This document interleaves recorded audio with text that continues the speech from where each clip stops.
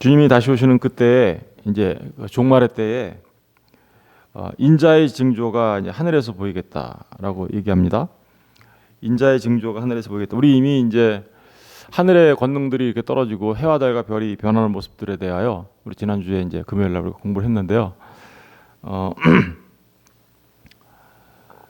하늘에서 징조가 보이겠고 그 징조의 첫 번째로 나타났던 게 뭐였죠? 예수님의 십자가였죠. 예수님의 십자가, 주께서 십자가에 달리실 때 그 큰 변화가 있었죠. 우리 한번 누가복음 23장 잠깐 가서 볼게요. 23장 44절.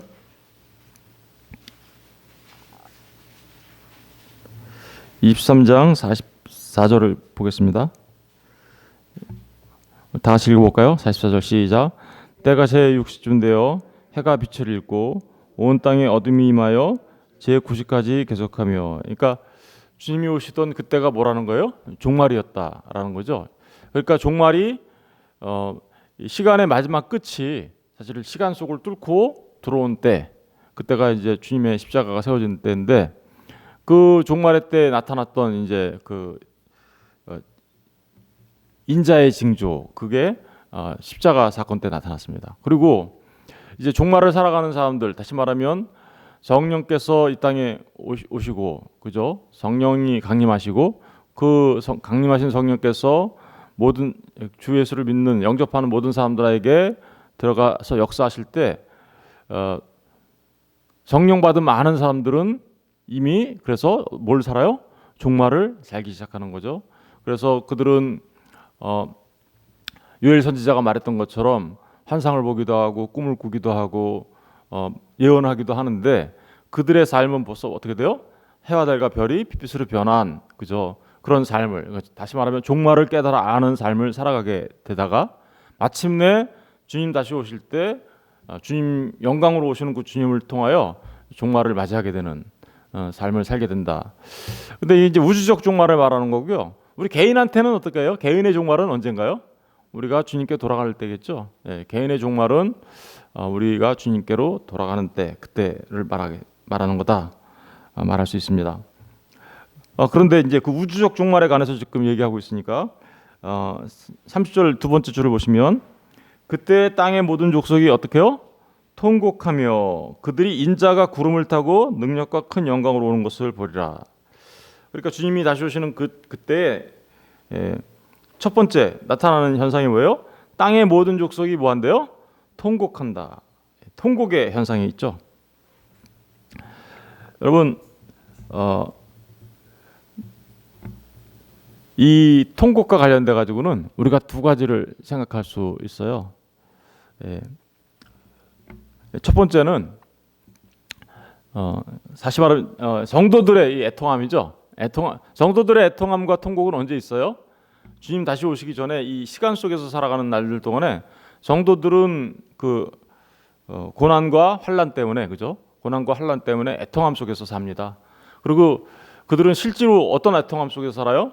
자신들의 죄악 때문에 십자가에 달리신 주님을 보면서, 자신들의 죄악을 보면서 애통합니다. 그래서 애통하는 자는 복이 있나니라고 이제 마태가 산상순에서 주님이 하신 그 말씀을 얘기하고 있죠. 애통하는, 그러니까 성도들은 주님 오시기 전에 애통하죠. 주님 오시기 전에 애통하고, 그리고 주님 오실 때는 어때요? 영광 속으로 나가게 되는 거죠. 그런데 주님을 모르고 살아가는 사람들은 어때요? 그들은 이 시간 속에서 살아가는 동안에 성도들이 겪었던 그 환난과 고난, 그들도 자연의 현상을 통해서 그런 일들이 전혀 없는 건 아니지만 그들은 애통하지 않습니다. 그러다가 마침내 언제 애통해요? 주님이 오시는 그때에 이제 애통하게 되고, 그냥 애통이라는 단어로 끝나지 않아요. 통곡하게 되는 거죠. 이 통곡하게 된다라는 것도 사실은 두 가지 의미가 있습니다. 하나는 죄에 대한 회개로 인한 통곡이고요. 또 하나는 이제 오늘 이 본문에서 말하는 통곡처럼 정말 막심한 후회, 그죠? 내가 막심한 후회, 그리고 막심한 절망 속에서 하는 통곡이에요. 이건, 그죠? 돌이킬 수 없는, 그죠? 이 말씀은, 이 통곡이라는 말은 우리 스가랴서에서 그 나온 그 말씀을 하신 거거든요. 우리 스가랴서 12장 잠깐 가서 볼까요? 스가랴서 12장. 스가랴서 12장 10절부터 한번 볼게요.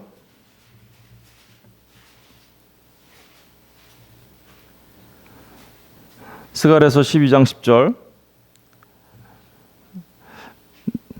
내가 다윗의 집과 예루살렘 주민에게 은총과 강구하는 심령을 부어주리니 그들이 그 찌른 바 그를 바라보고 그를 위하여 애통하기를, 독자를 위하여 애통하며 그를 위하여 통곡하기를 장자를 위하여 통곡하듯 하리로다. 여기 보니까 은총과 강구하는 심령을 부어줬다는 얘기는 무슨 얘기죠? 성령님을 부어주셨다는 얘기죠. 그랬더니 사람들이 어떻게 해요? 십자가에 달리신 그를 찌른 자들이 애통하고 통곡한다라고 얘기하고 있어요. 11절.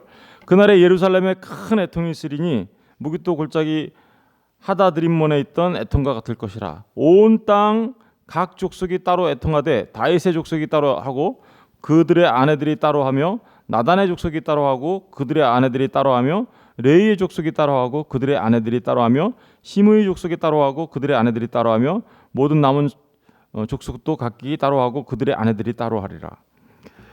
그러니까 은총과 강구하는 심령이 부어졌는데 애통하고 통곡하는 사람들이 있어요. 이 사람들은 어떤 애통과 통곡입니까? 그러니까 이들은 회개하고 돌아오는 애통과 통곡이에요.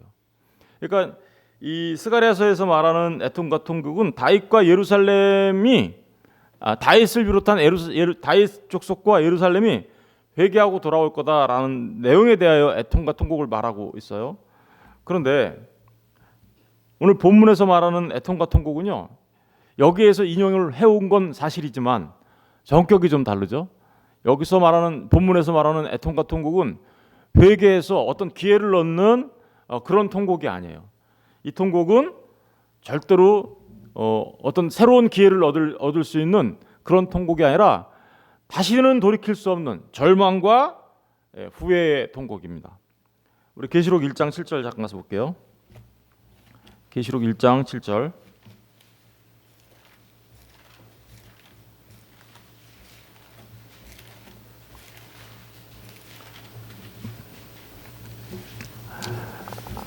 계시록 1장 7절을 보겠습니다. 다 같이 한번 볼게요. 시작. 볼지어다 그가 구름을 타고 오시리라. 각 사람의 눈이 그를 보겠고 그를 찌른 자들도 볼 것이요 땅에 있는 모든 족속이 그로 말미암아 애곡하리니 그러하리라. 아멘. 여기 보면 계시록 1장 7절에 나오는 것은 언제 하는 애통이에요? 주님이 구름 타고 오시는 그 순간에 하는 애통이에요. 돌이킬 수 있어요, 없어요? 돌이킬 수가 없어요. 주님이 오신다라는 얘기는요, 시간이 끝난다라는 얘기고요. 시간이 끝났다라는 얘기는 이미 주님이 오시는 그 순간에 어떻게 해요? 영원으로 이제 들어가게 된다라는 것을 말하는 건데, 그러면 도무지 더 이상 어떻게 해요? 돌이킬 수 있는 길이 없어요. 저와 여러분이 우리의 시간이 끝날 때가 있죠. 우리의 시간이 언제 끝납니까? 우리가 주님 만날 때잖아요. 우리가 이 세상을 떠날 때, 그죠? 그때 우리도 시간이 우리에게 주어진 시간이 끝나죠. 그 시간이 끝나고 나면 우리가 돌이킬 수 있어요, 없어요? 없어요. 그러니까 이거는 돌이킬 수 없는 절망과 후회에 대한 통곡입니다. 이 통곡은요, 우리 계시록 6장 잠깐 가서 볼게요. 계시록 6장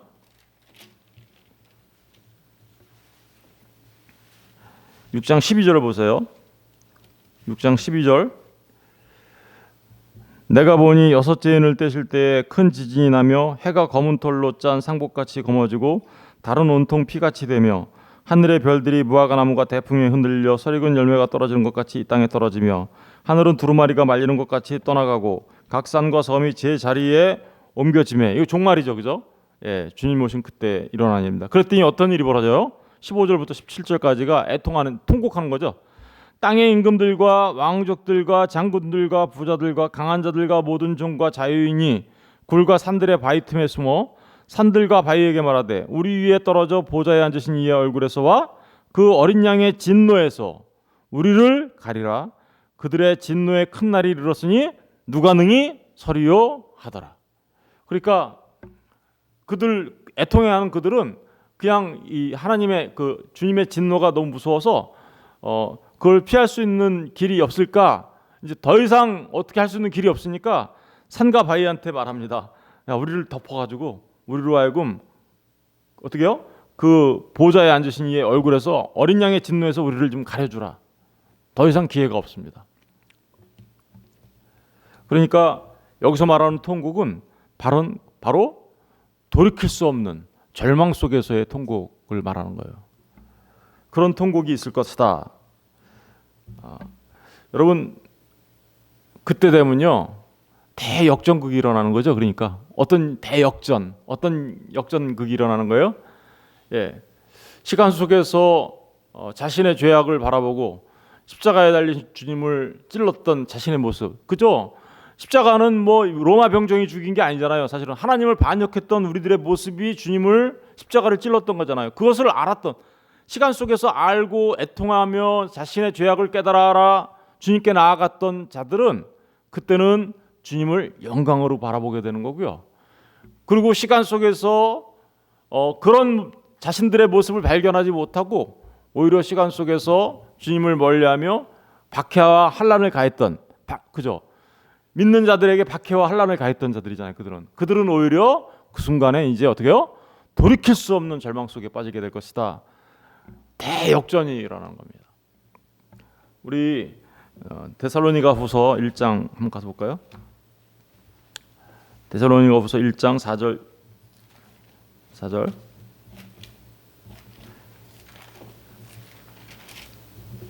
1장 4절부터 한번 볼게요.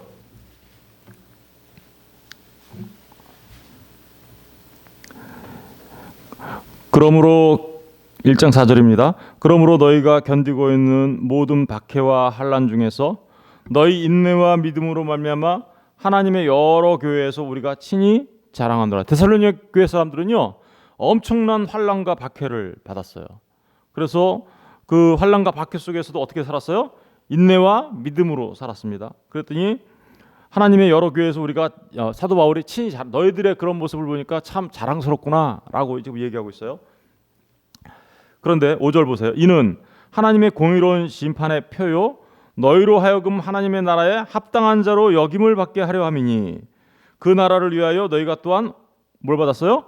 고난을 받는. 그러니까 데살로니가 교회 사람들의 환난과 박해받는 그 모든 것들은 하나님의 공의로운 심판의 표가 될 터인데 하나님의 나라에 합당한 자로 여김을 받기 위하여 너희가 그런 환난과 고난을 받고 있는 거야. 고난을 받는 거야 라고 얘기하고 있어요. 그러면서 6절 너희로 환난을 받게 하는 자들에게는, 그러니까 그들에게 환난과 박해를 가하는 그들에게는 환난으로 어떻게 해요? 갚으시고. 이게 언제 일어나는 일입니까? 주님 오시는 그때. 그러니까 교회를 핍박하고 환난으로 더했던, 그래서 교회를 박해했던 그들은 주님 오신 그때에 어떻게 해요? 그들에게 뭘로 갚아주세요? 주님이 환난으로 갚아주시고. 7절 보세요. 환난을 받는 너희에게는 우리와 함께 안식으로 갚으시는 것이, 그죠? 환난을 받았던 우리 그들에게는 뭘로 갚아주세요? 안식으로 갚으시는 것이 뭐래요? 하나님의 공이시니 주 예수께서 자기의 능력의 천사들과 함께 하늘로부터 불꽃 가운데 나타나실 때, 종말의 때죠, 그죠? 나타나실 때 하나님을 모르는 자들과 우리 주 예수의 복음에 복종하지 않은 자들에게는 뭐예요? 형벌을 내리시니, 그죠? 대역전이 일어나는 거죠. 지금 보시면 이런 자들은 주의 얼굴과 그의 심의 영광이 떠나 영원한 멸망의 형벌을 받으리로다. 그날에 그렇죠. 이 시간 속에서 교회를 박해하고 교회 가운데 환난을 가했던 그들은, 주님을 믿지 않았던 그들은 오히려 그때는 형벌을 받게 될 것이고, 10절 그날에 그가 강림하사 그의 성도들에게서 뭘 받으세요? 영광을 받으시고 모든 믿는 자들에게 놀랍게 여김을 얻으시리니 이는 우리의 증거가 너희에게 믿어졌음이니라. 이러므로 우리도 항상 너희를 위하여 기도함은 우리 하나님이 너희를 그 부르심에 합당한 자로 여기시고 모든 선을 기뻐함과 믿음의 역사를 능력으로 이루게 하시고 우리 하나님과 주 예수 그리스도의 은혜대로 우리 주 예수의 이름이 너희 가운데서 어떻게 해요? 영광을 받으시고 너희도 또한 그 안에서 어떻게 해요? 이게 중요한 거죠. 영광을 받게 하는. 보세요. 이 시간 속에서 환난과 박해를 받으며 그 신앙을 지켜갔던 사람들은 주님 오신 그때 어떻게 돼요? 영광을 받게 될 거다. 그러나 그들에게 이 교회를 박해하고 환난을 가했던 그들은 거꾸로 어떻게 돼요? 예, 큰 형벌을 받게 될 것이다. 통곡은요, 누구의 통곡이에요? 그러니까 주님 오실 때의 통곡은 예, 형벌을 받는 자들의 통곡이었던 것이죠. 인 것이죠. 여러분, 저와 여러분이 이 시간 속에서 주를 위하여 고난을 받으며 우리의 믿음과 신앙을 지켜가게 되면 주님이 다시 오시는 그때는 우리가 주님의 영광을 우리의 눈으로 목도하게 되고 그 영광을 우리가 주님께 돌려드리게 되면서 동시에 그 주님으로부터 우리 안에서 큰 영광을 받게 되는 놀라운 축복의 역사가 있게 될 걸 믿습니다. 대역전이 일어날 거예요. 대역전. 우리 디도서 2장 13절을 가서 볼게요. 디도서 2장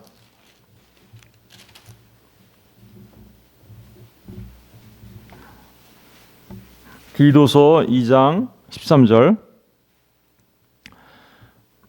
복스러운 소망과 우리의 크신 하나님 구주 예수 그리스도의 영광이 나타나심을 기다리게 하셨으니. 그렇죠? 복스러운 소망과 우리의 크신 하나님의 구주 예수 그리스도의 영광이 이거 무슨 얘기예요? 주님이 다시 오심을 우리가 어떻게 해요? 기다렸다. 이런 말이죠. 14절. 그가 우리를 대신하여 자신을 주심은 모든 불법에서 우리를 속량하시고 우리를 깨끗하게 하사 선한 일을 열심히 하는 자기 백성이 되게 하려 하심이라. 그러니까 그 영광스러운 그 영광을 보는 자들은 주님께서 십자가에 달려 구원하신 자들이 그 영광을 보게 되는 거야 라는 말이 지금 13, 14절에 나오고 있는 거죠. 우리 베드로전서 1장 7절도 가서 볼게요. 베드로전서 1장 7절.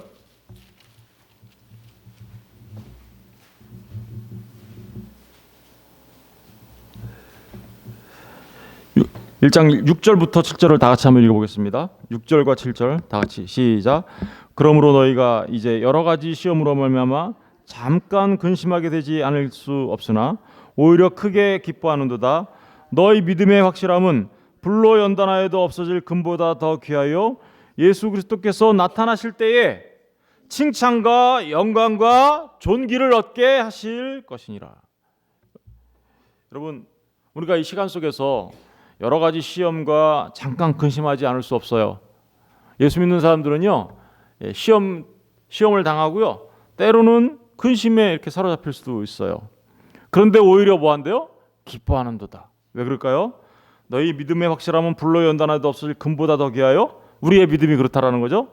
금보다 더 귀하여 예수 그리스도께서 나타나실 때에, 이 파루시아를 말하는 거거든요. 이게 파루시아, 종말을 말하는 거예요. 파루시아라는 게 나타나다 이런 말이거든요. 칭찬과 영광과 뭐를 얻어요? 우리가 존귀를 얻게 될 거예요. 대역전극이 일어나는 겁니다. 우리 베드로전서 4장 같은 4장 13절도 가서 보겠습니다. 4장 12절부터 12절부터 읽으면요. 사랑하는 자들아, 너희를 연단하려고 오는 불시험을 이상한 일 당하는 것 같이 이상히 여기지 말고. 우리에게는 시험이 있을 수 있다는 거예요. 그리고 그 시험이 오면 이상하게 여기지 말아라. 13절 보세요. 오히려 너희가 그리스도의 고난에 참여하는 것으로 뭐하래요? 즐거워하고 하라. 이는 그의 영광을 나타나실 때 너희로, 그의 영광을 나타나실 때, 이게 뭐예요? 주님이 다시 오실 그때에 이런 말이에요. 너희로 즐거워하고 기뻐하게 하려 합니다. 너희가 그리스도의 이름으로 치욕을 당하면 복 있는 자로다. 영광의 영 곧 하나님의 영이 너희 위에 계심이라. 여러분, 정말 보세요. 주님이 오신 때, 그때는 주님을 몰랐던 자들, 교회를 욕하고 교회를 박해하고 저와 여러분의 믿음을 조롱하고 비웃었던 자들은 그때 형벌의 날이 될 것이지만, 교회인 자들은, 그죠? 교회인 자들은 어떻게 돼요? 주님의 영광을 통하여 그 영광을 보게 될 거고, 또한 그 영광을 누리는 자들로 바뀌게 될 것이다 라는 대역전극이 일어날 거야 말하고 있습니다. 이게 바로 오늘 본문이 저희에게 주는 너무나도 놀라운 복된 소망의 말씀이죠. 그죠? 우리 다시 이제 본문으로 돌아가겠습니다. 본문으로 돌아가면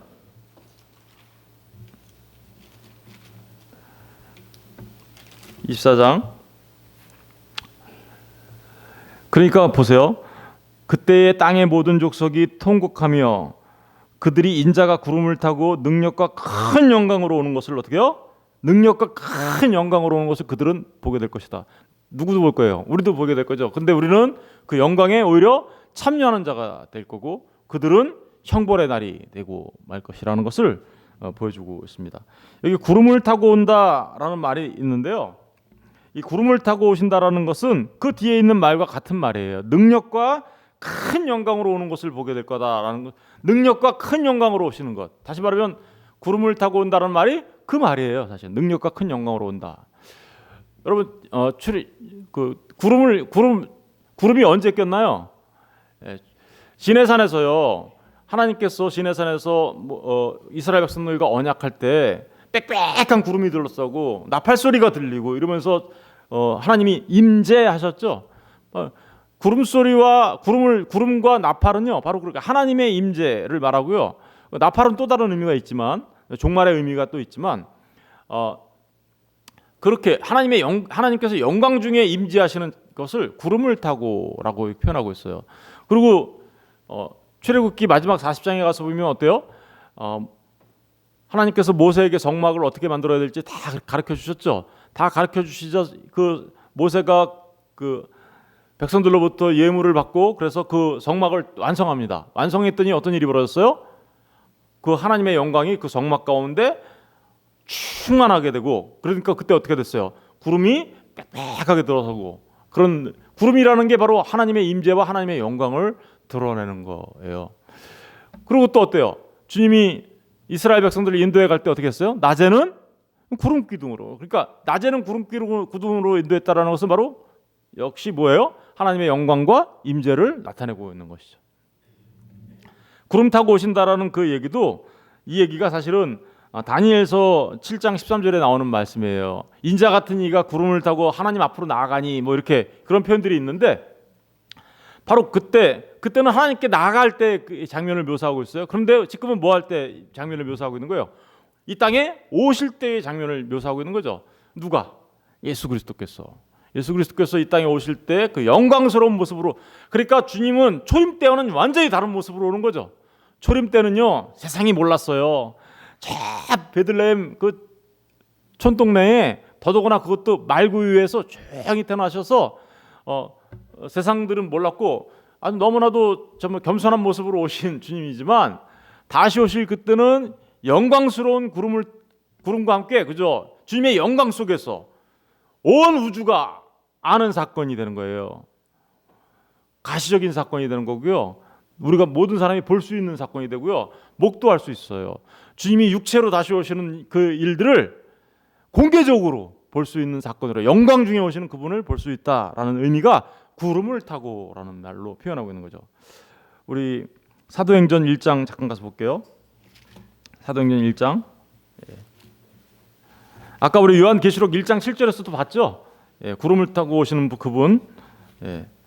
사도행전 1장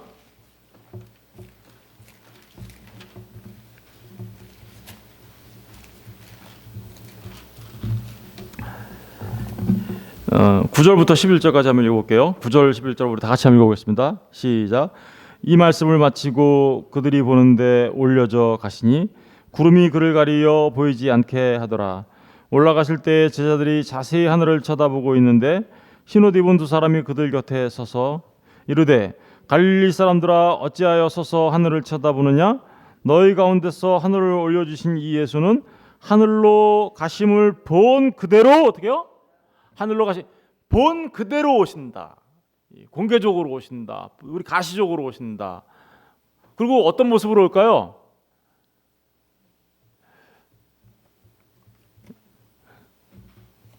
주님이 다시 오신다라는 얘기는요. 우리 마태복음 17장 잠깐 가서 볼게요. 마태복음 17장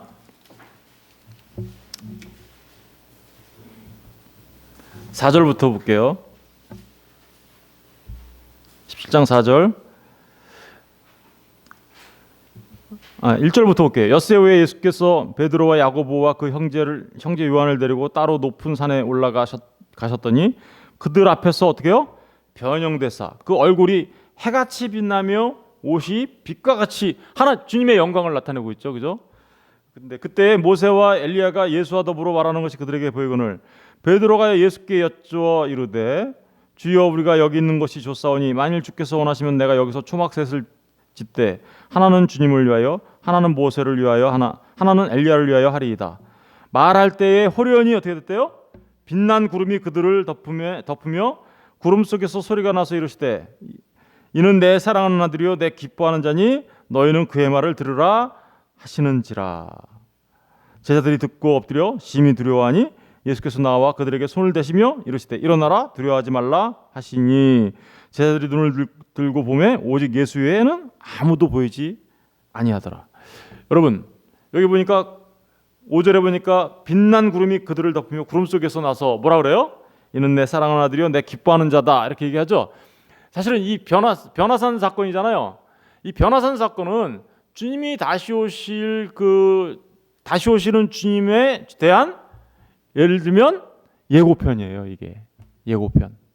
그러니까 구름 타고 다시 오시는 주님은 이런 영광 속에서 너무나도 놀라운 그들 앞에서 변형되고 얼굴이 해같이 빛나며 빛과 같이 휘어진 놀라운 영광 속에서 오시는 거다라는 게 구름 타고 오신다라는 말의 표현이죠. 근데 한번 생각해 볼게요. 그 하나님의 영광이 뭘 상징하는지. 사실은 주님은 육체로 오시잖아요. 우리가 오실 때 부활하신 주님은 육체로 부활하신 거예요. 근데 지금도 하나님의 보좌 우편에 앉아 계시는 주님은 지금 어떻게 뭘로 갖고 있어요? 우리와 같이 육체를 갖고 계세요. 그죠? 부활하신 육체지만 물론. 그러니까 그 모습 그대로 우리에게 오실 거라는 거예요. 육체를 입은. 그러니까 지금 여기 몰래 벌써 이미 영적으로 재림이 왔다. 재림이 와서 예수님이 왔다. 자기가 재림 주다. 비밀리에 왔다. 이렇게 얘기하는 건 싹 다 거짓말이에요. 싹 다 이단들이에요. 그거는. 지금은 자기들이 재림 예수라고 하면서 주님이 다시 오실 때는요 우주적 사건이 될 거고요, 영광 속에서 올 거고요, 둘로 나눠지는 사건이 일어날 거예요. 한 사람은 통곡하는 절망 속에서 통곡하는 사건, 또 한쪽은 어때요? 영광 속에서 하나님 주님을 만나 뵙게 되는 그런 사건들이 근데 우주적 사건으로 일어나는 거죠. 그것을 맛보여줄 때 지금 여기 변화산 사건에서 뭐라고 하고 있어요? 구름 속에서 내 사랑하는 아들이여 내 기뻐하는 자니 라는 말을 하고 있잖아요. 근데 이 말은 또 언제 한 건가요? 이 말은 주님이 세례요한한테 세례를 받을 때도 이 말을 하셨죠. 근데 그때는 구름이 나타났어요? 안 나타났어요? 안 나타나고 거꾸로 무슨 일이 벌어졌나요? 하늘에서는 아버지가 이런 말씀을 하셨고 그리고 뭐가 내려왔어요? 그때 비둘기가 내려왔죠. 비둘기가 뭘 상징하는 건데요? 비둘기 같이 뭐가 내려왔대요? 성령 하나님. 그러니까 주님이 오실 때는요 성령 하나님이 함께 그 영광 속에서 주님이 성령 하나님과 함께 오시는 그 모습, 영광스러운 모습을 지금 얘기하고 있는 것이죠. 물론 성령 하나님이 우리에게 지금 오순절날 성령 강림날 오셔서 우리 안에 내재하고 계시고 우리와 함께 하시는 하나님인 줄 우리가 믿어요. 그러나 그때 또다시 정말 그때는 그 영광 속에서 아마 그 구름 타고 온다는 말이 바로 그런 의미를 다 내포하고 있는 거예요. 너무나 더 놀라운 상태 속에서 그러니까 지금 주님이 다시 오신다라는 얘기는 몰래 오고 영적으로 임재했다라고 그러고 벌써 왔는데 이미 왔는데 사람들이 모른다라고 이렇게 얘기하는 그렇게 얘기하는 모든 사람들은 어떻게요? 싹 다 거짓말이에요. 싹 다. 이게 바로 주님이 다시 오실 때 나타나는 영광과 그 영광을 맛보게 되는 자들과 절망 속에 떨어지는 자들, 그래서 시간 속에서와는 전혀 다른 대역전의 현상이 일어나는 그때가 바로 종말의 때인 것입니다. 여러분 이것을 소망하며 살아가는 사람들이 뭐 하는 사람들이에요? 그 사람들이 믿음의 사람들인 거예요. 그 사람들이 하나님의 사람들이고요. 저는 저와 여러분 모두가 정말 그때를 바라보면서 지금 이 시간 속에서 비록 우리가 환난과 때로는 박해와 고난을 당하고 있지만 그 모든 것들을 그 소망으로 인내하며 이기며 승리하는 자들 되셔서 마침내 주님 오실 때, 아니 우리의 인생이 끝날 때 그 영광 속으로 들어가게 되는 놀라운 축복을 누리시는 저와 여러분 다 되시기를 주님의 이름으로 축원합니다. 기도하겠습니다.